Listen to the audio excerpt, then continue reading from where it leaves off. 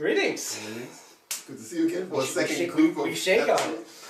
I'm Rob Glanzman. And I'm Will Miller, and this is WILLPOWER and ROBBERY. I think we got that down pat now. Listen, new year. It's only February 21st. Right. We're finally getting on our 2016 rollout. Had a little bit of time off, which was fine. Holiday. We gotta lose some holiday pounds. What are you doing on? It takes time. Yeah, right. Anyway, so welcome. So we're finally going to get into talking about the songs, as we promised. Yeah. I think the first thing we wanted to point out is the fact that, we're going to be playing them over just, the speakers in this room, but we're going to be talking about a lot of subtle, nuances and things in the song, both, for Billy's vocals, and for what's going on in the background. So what we're going to do is post the song.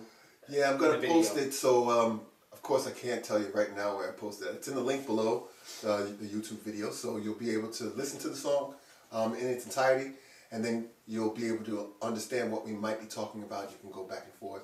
And we'll play it here, of course, so you can hear spots, but you'll be able to actually hear the entire song in its entirety, because this is probably going to be a very long discussion on things that we It is. It's just one song. We got, I think, 10. Now, ultimately, 11 to go through. we would love you to buy the entire album, right? But we think it's going to make sense from a learning experience to kind of dribble out the songs, right, as one by one. Yeah, so you get to see, guys can learn a little bit as we go through. Get a perspective of how we came up with what we came up with. And hopefully gain infinite respect for your vocal abilities. Oh, really? So the first song we're going to start with isn't the first song that we did, but it's just one that we kind of picked, and we thought there was a lot of stuff in the song that we could talk about. And it's probably one of my favorite. Your second songs. favorite. The second favorite that I've done, but one of my favorite songs in general. In general, because it's a cover of a song that I really liked in the 80s from ABC called Be Near Me. If anyone listened to quasi-new wave music, you know what this is. But I really loved this song, and it was one of those things that I said, man, if I ever get to sing, I'm going to do over. Which is pretty much most of the stuff that I did in this case for this album. But this song was a song that I really, really liked. And I admired the guy's vocals, that I can't think of his name, I will. But I admired his vocals so much in the song because I thought he was a fantastic singer. So I decided I'm going to try to be as good, or it's very hard to beat the original of any song, in my opinion. But if you can come close enough to it, and I think we came close enough. Yeah, I mean, this is one of those songs that I don't know if I've ever heard back when it was out. Yeah, and the reason why is because he really wasn't listening to this. I really wasn't, but I did hear it walking through Michael's looking for some fabric about a week and a half ago. Really? I was on it was on the overheads, and I'm like, holy crap! And I actually stopped and listened to it because we listened to it before we did it. Oh right, okay, right. But that's actually an important point. So I didn't know. I kind of start with a clean slate. Which I think is fantastic, because you didn't have any real knowledge about the song. Yep. In a real hefty way, anyway. It's true, and I didn't. The only reason I listened to it was to hear the key that it was in, right, and figure out what key we needed to adjust for you, if for a comfortable level, which is certainly important, and we'll get talk about that. But and the structure, which really at the end of the day, I think we kind of followed in this one a little bit, but you don't have to. I mean, it's a cover. You can verse, chorus, break, verse, chorus, chorus. You do whatever you want. I know so much that we followed it. I don't know. I don't even remember. It was so long ago. The original is a little. I mean, of course, you have to follow the basic structure of the song so people know exactly what it is. Right. As far as the way it was done, I think we changed it a bit. Well, so let's start it off. So I think we just play the beginning. Well, we're playing the beginning because of a couple of reasons. Let's not steal any thunder. Let's just play the beginning and let everybody form their own opinions. All right, here's the beginning.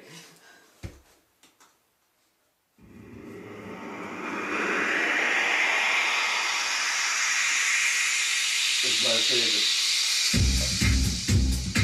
Alright. We must stop there. Now, I don't know why he stopped me. They haven't even heard this. We battled about this one for a while. I distinctly remember because it's jarring to me. And it's funny. I get it.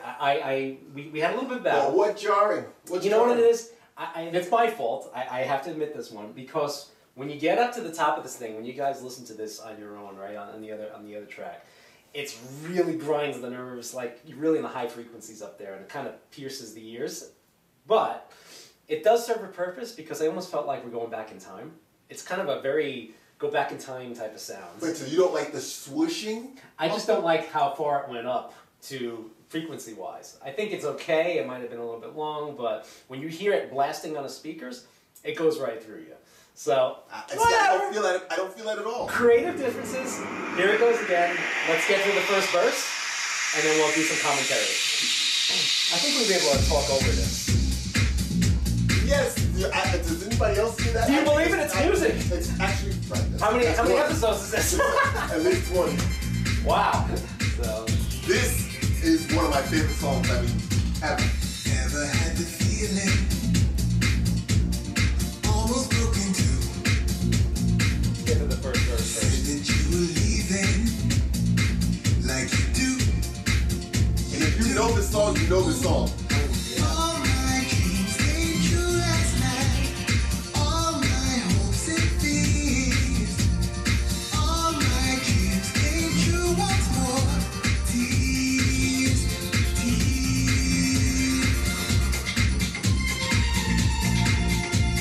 It's like a pre-chorus, right? Yeah. Okay. So let me stop there. A lot of stuff going on here.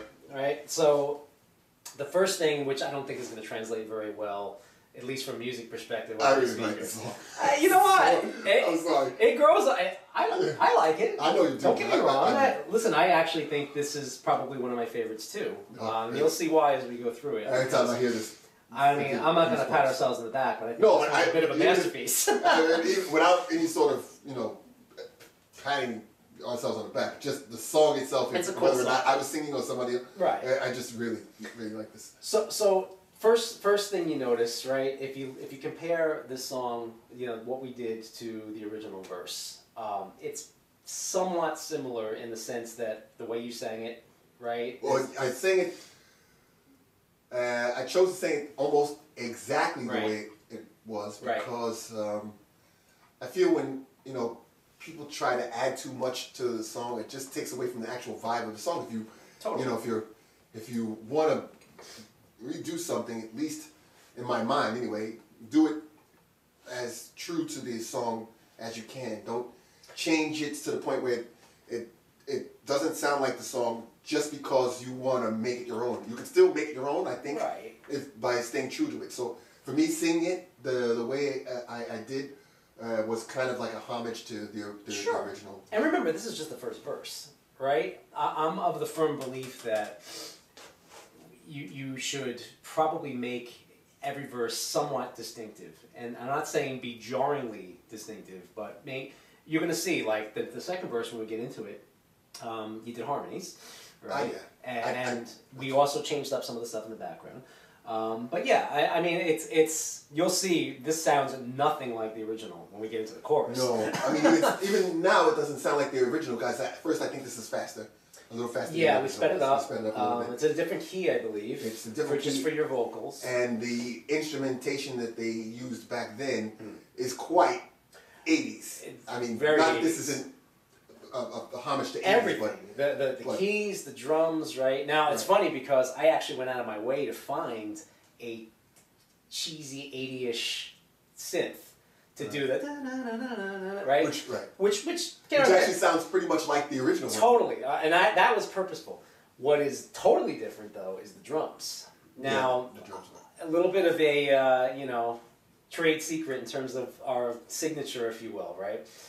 When we started creating drum tracks for all of these songs, I believe, correct me if I'm wrong, because you just reminded me of this, I actually wanted to do these drums live. Right, and that comes from, he wanted to do the drums live, and that comes from being a musician, so he has a huge drum set. I remember when we were talking about it. It's a huge drum set, and we were sitting in the room. Was like, all right, we're gonna play these. We're gonna play these drums. We're gonna do it.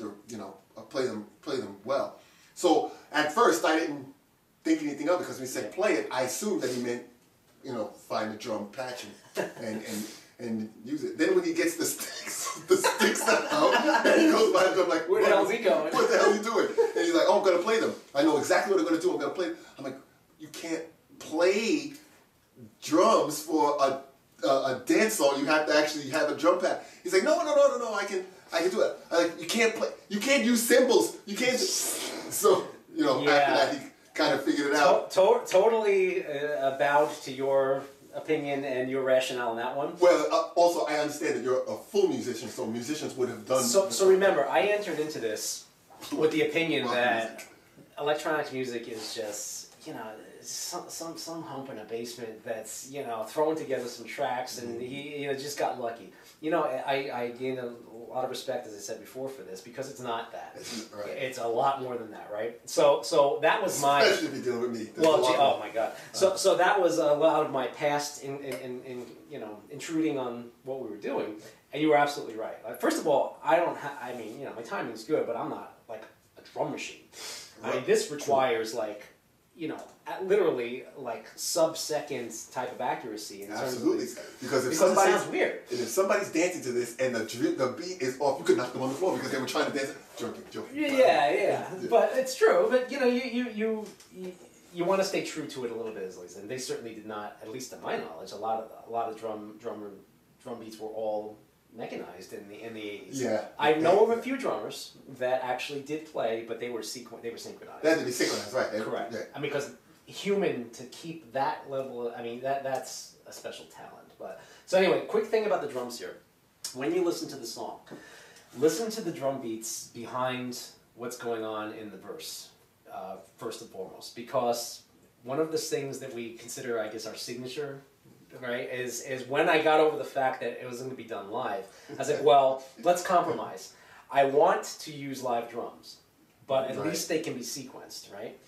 So I'm going to say, probably not exclusively, but most of the songs that you're going to hear contain this element, and I'll lay it out real quick.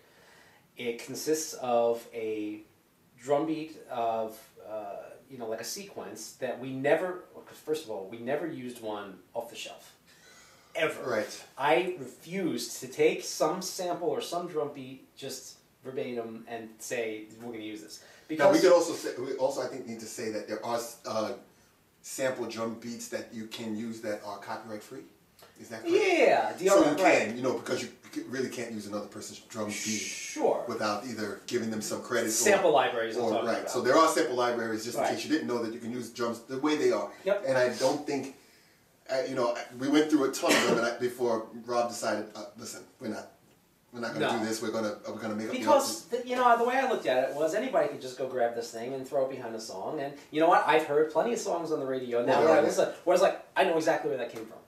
Right, okay. Exactly where it came. As a matter of fact, I even know the name of the patch, right? Because we've seen it. Because we've heard it, right? So what we decided to do was we took, that as a base, right, and said this is kind of the tempo, kind of the feel that we want, and we tweaked it because you're in the MIDI domain. So basically, it's a sequence still, so you can adjust as you need, right, and take things out, put things in. I'll show you some techniques that we used that I don't know if anybody's ever done, where we did random MIDI notes just to see what it would sound like. Oh yes, that's like right. I sprinkled the thing. I remember, right. That's not this case. We'll get to that one. But what this is comprised of is three things. One is that bass sequence of drums that we modified from a sample library. Okay. The second one was actually a few different sample libraries that I acquired that are actual real drummers playing. But they've been quantized to the beat using real drum samples.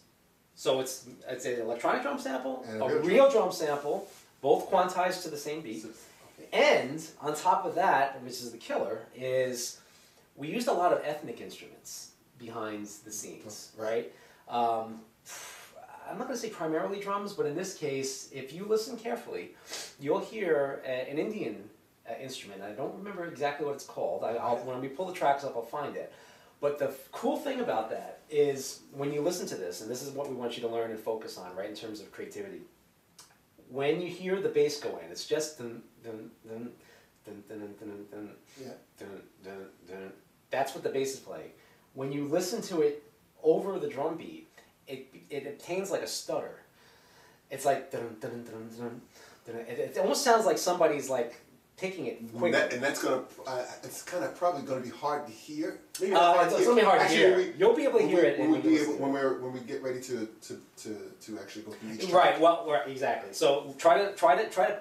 You know, it's like wine tasting, right? Do I hear smell essence of cassis and forest floor? Right. No. You know, try to see if you can figure out what we're talking about in the song, just to tune your ear. But then when we go into the actual sequence, we'll pick it apart and build it. Right, so you'll be able to exactly hear what it was that you were talking about with the stutter.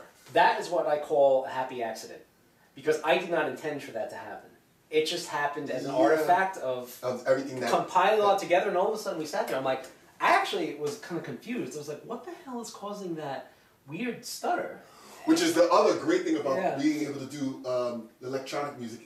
You can pull out every single sound and get down to the nitty-gritty of which sound is either causing the issue or maybe making it a better song. Right. No, it's very true. So we're going to get into the chorus and the second verse next round. Right. And start to hear some harmonies finally. We'll get to hear some harmonies. Ooh, I have like goosebumps. I have goosebumps every time.